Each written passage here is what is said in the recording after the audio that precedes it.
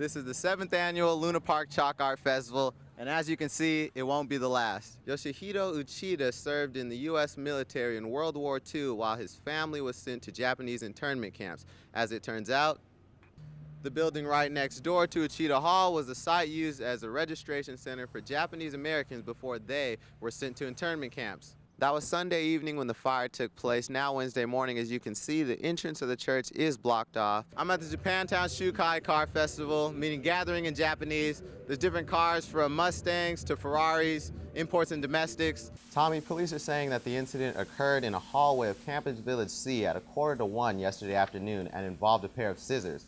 Blood was seen in various places throughout the dorm. The victim is a male student at SJSU.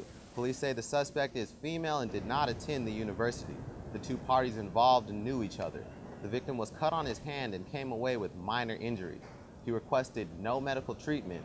Details up until this point are limited. As of right now, we're still investigating this incident, and as of right now, we can't release any further information. The advisor noticed blood on one of the door handles in the hallway and profanity written on the door itself. Police will not say what words were written, but they confirm the profanity was on the door of the student who was cut.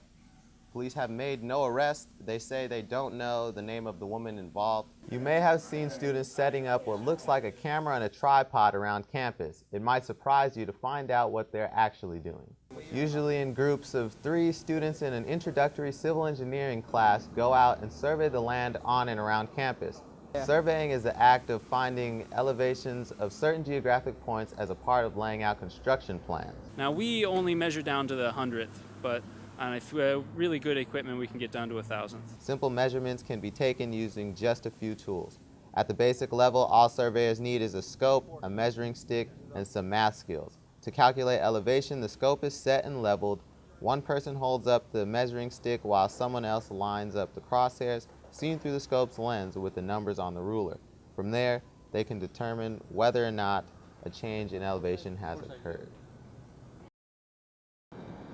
The fire broke out Sunday afternoon just after the 1 o'clock Mass ended. Neighbors and parishioners watched as smoke billowed from the attic of the Holy Cross Catholic Church on the corner of 12th and Jackson Streets.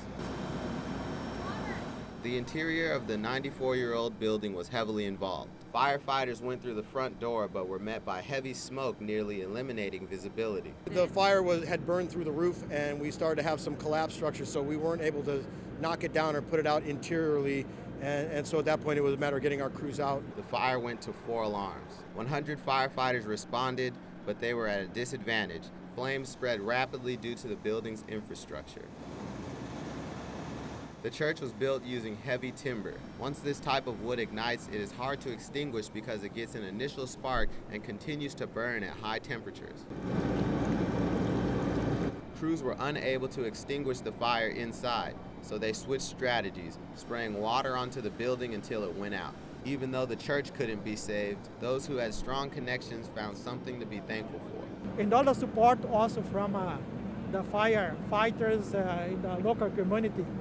I could not even say thanks for them or express my feelings because of all the things in my mind. Those who lived nearby were able to get a first-hand look at the fire when it was at its peak.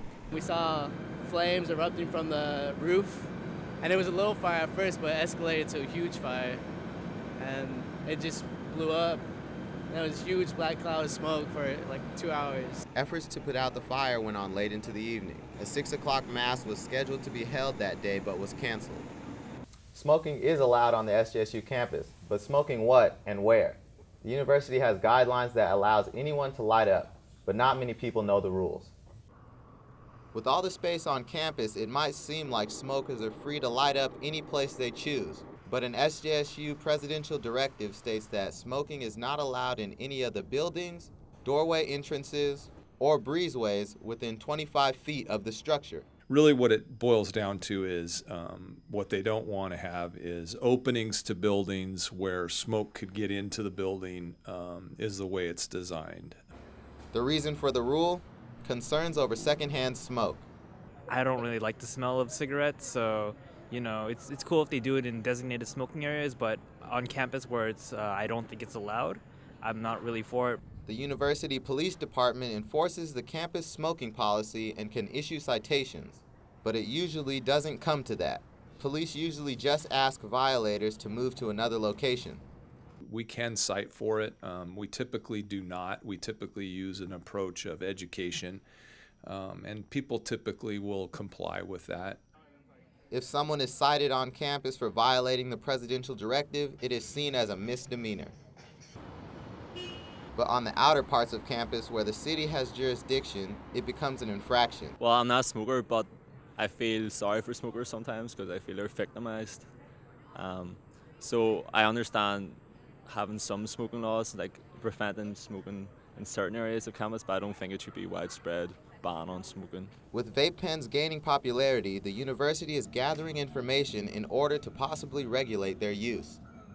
Legislation is in the works, but nothing has been passed yet. One thing the university is set on is that vape pens are not to be used indoors.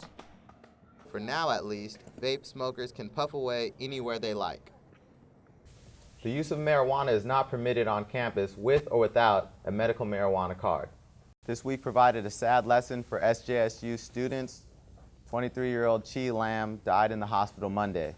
Another student, 22-year-old Solomon Freeze, is now out on bail, accused of hitting and killing Lam while driving drunk. Hundreds of students gathered near the intersection of 10th and San Antonio Wednesday night. This is where police say Chi Lam was hit and killed by fellow student Solomon Freeze. Police say Freeze was driving home drunk when he ran into Lam. Investigators say after the impact, Freeze continued down 10th Street and crashed into a parked car outside of his 8th Street apartment. The suspect was booked into Santa Clara County Jail for felony hit and run as well as driving under the influence. He has since posted bail. You know, Chi was a funny person. He always had a smile on his face, and you know, everything he did was genuine out of his own heart. Lam was a computer engineering major, getting ready to graduate in the spring. Lam's fraternity put a slideshow together depicting the lost brother.